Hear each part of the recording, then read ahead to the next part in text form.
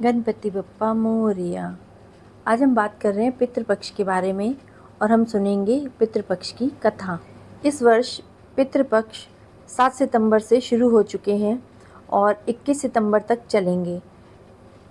पितृपक्ष में पंचांग के अनुसार भाद्रपद मास की पूर्णिमा तिथि से शुरू होते हैं। ये पितृपक्ष में हम किसी भी शुभ कार्य को करने से बचते हैं, जैसे विवाह है, गृह प्रवेश है, नई गाड़ी खरीदना है, हम ये सब नहीं करते हैं। घर में हो सके तो हमको लहसुन और प्याज का इस्तेमाल नहीं करना है, लहसुन और प्याज का इस्तेमाल नहीं करना है, नॉनवेज नहीं खाना है और ड्रिंक वगैरह भी ना करें तो बहुत अच्छा होता है। और जिस दिन आप अपने पितरों का आप श्राद्ध कर रहे हैं उस दिन तो आपको बिल्कुल भी नहीं करना है ये सब काम, सात्विक भोजन ही बनाना है। घर में लहसुन प्याज का इस्तेमाल नहीं करते हैं, भोजन में भी आपको लहसुन प्याज का इस्तेमाल नहीं करना है। तर्पण करने के बाद आपको कौवे, गाय और कुत्ते का भोजन ज़रूर निकालना है।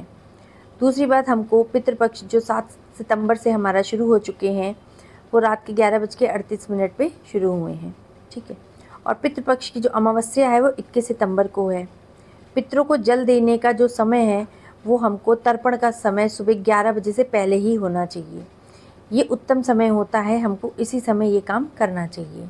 पितरों को जब हम जल देते हैं तो हम ये मंत्र का जाप करें तो अच्छा होता है। नमः स्वाहाय स्वाधाय नित्यमेव नमो नमः। इस मंत्र का जाप करके जब आप तर्पण करते हैं तो पितृ प्रसन्न होते हैं। पितृपक्ष में मृत व्यक्ति की जो तिथि होती है उसी दिन श्राद्ध किया जाता है। श्राद्ध केवल पिता का ही नहीं, माता का ही नहीं, अपितु जो हमारे पूर्वज इस दुनिया से चले गए हैं स्वर्ग, उनका भी किया जाता है। जब कोई अपना शरीर छोड़ के चला जाता है तब उसके सारे क्रियाक्रम करने ज़रूरी होते हैं, क्योंकि यह क्रियाक्रम ही उक्त आत्मा को शांति प्रदान करता है और उसको संतुष्टि देता है। श्राद्ध का जो अर्थ होता है वो होता है पितृपक्ष में घर परिवार के मृतक पूर्वजों को श्रद्धा से याद किया जाता है और इसे ही श्राद्ध कहा जाता है।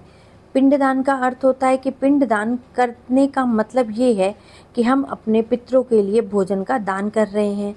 तर्पण का अर्थ है कि तर्पण करने का जो अर्थ है वो ये है कि हम जल का दान कर रहे हैं अपने पितरों को ताकि उनकी प्यास बुझे, और हम पिंडदान मतलब भोजन का दान कर रहे हैं ताकि उनका अन्न जल उनको हम दे रहे हैं ताकि उनके पेट भरे और वो संतुष्ट हों।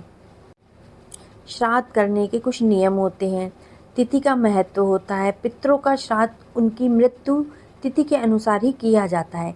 यदि तिथि ज्ञात नहीं होती है तो अमावस्या जो आखिरी होती है दिन होता है उस दिन उनके नाम का श्राद्ध कर दिया जाता है। स्थान की शुद्धि, श्राद्ध कार्य पवित्र स्थान पे ही किया जाना चाहिए। घर में या फिर पवित्र तीर्थ स्थल में जाकर के आप यह कर्म विशेष फलदायी कर सकते हैं, तभी आपको पुण्य देगा।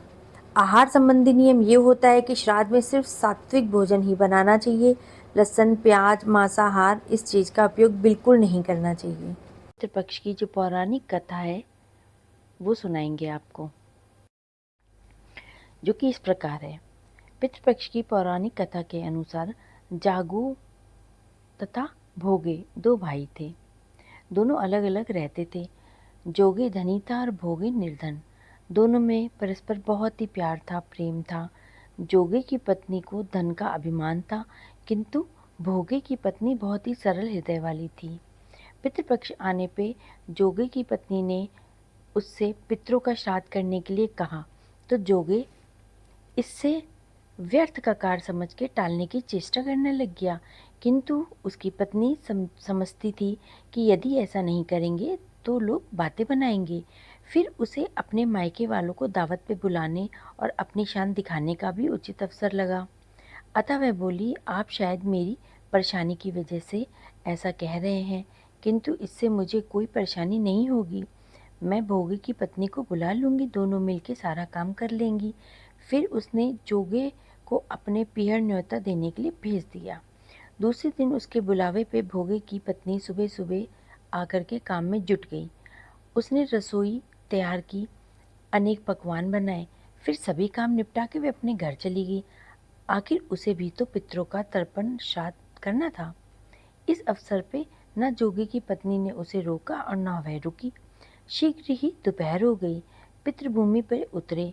जोगे और भोगे के पितृ पहले जोगे के यहाँ गए तो क्या देखते हैं कि उसके ससुराल वालों ने वहाँ भोजन पे वे जुटे हुए हैं। निराश होकर वे भोगे के यहाँ आ गए। वहाँ क्या था, मात्र पितरों के नाम पर अगियारी दे दी गई थी। पितरों ने उसकी राख चाटी और भूखे ही नदी के तट पे जा पहुँचे। थोड़ी देर में सारे पितर इकट्ठे हो गए और अपने अपने यहाँ के श्राद्धों की बढ़ाई करने लग गए। जोगे भोगे के पितरों ने भी अपनी आप बीती सुना दी। फिर वे सोचने लगे, अगर भोगे सामर्थ होता तो शायद उन्हें भूखा न लौटना पड़ता, मगर भोगे के यहाँ तो 2 जून की रोटी भी खाने के लिए नहीं थी। यही सब सोच के उन्होंने भोगे पे उनको बहुत दया आ गई। अचानक वे नाच नाच के गाने लगे, भोगे के घर धन हो जाए, भोगे के घर धन हो जाए। सांझ होने पे हुई थी। भोगे के बच्चों को कुछ भी खाने को नहीं मिला था। उन्होंने माँ से कहा, माँ भूख लगी है। तब उन्हें टालने की गरज से भोगे की पत्नी ने कहा, आओ आंगन में हौदी औंधी रखी हुई है, उसे जाके खोल लो, जो कुछ मिलेगा वो बांट लेना। बच्चे वहाँ पहुँचे तो वे क्या देखते हैं कि हौदी मोहरों से भरी हुई है। वे दौड़ के माँ के पास आए और बोले कि माँ, वहाँ पे तो ये सब पड़ा हुआ है। सारी बातें बता दी और आंगन में आके भोगे की पत्नी ने यह सब कुछ देखा तो वह भी हैरान रह गई। इस प्रकार भोगे भी धनी हो गया, मगर धन पाके वह घमंडी नहीं हुआ। उसने दूसरे साल का पितृ पक्ष जब आया तो श्राद्ध के दिन भोगे की स्त्री ने 56 भोग बनाया, ब्राह्मणों को बुला के श्राद्ध किया, भोजन करवाया, दक्षिणा दी। सेठ सेठानी को सोने चांदी के बर्तनों में भोजन कराया। इससे पितृ भी प्रसन्न हुए और तृप्त भी हो गए। इस प्रकार से ये कथा यहाँ पे समाप्त होती है। जो पितरों का तर्पण करता है, उनके लिए दान दक्षिणा देता है, उनके लिए भोजन बनाता है अपनी सामर्थ्य के अनुसार, तो उनके पितृ प्रसन्न होकर के उनको धन धान सुख संपत्ति और अच्छा जीवन प्रदान करते हैं और प्रसन्न होते हैं। अब हमें इन चीज़ों के लिए जो सावधान, हम उस बारे में अब बात करेंगे।